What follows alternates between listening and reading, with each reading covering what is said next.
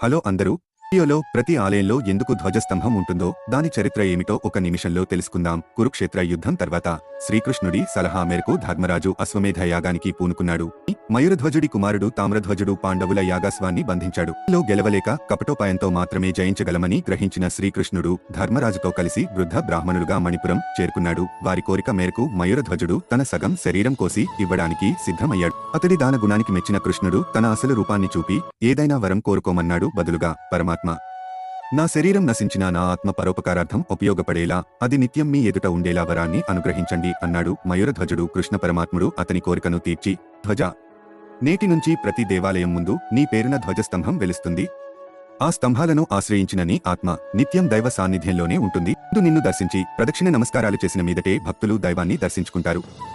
నీ వద్ద ఎవరు దీపం ఉంచుతారో వారి జన్మ సఫలం అవుతుంది. నీ శిరస్సుపై ఉంచిన దీపం రాత్రులందు బాటసారులకు కాంతి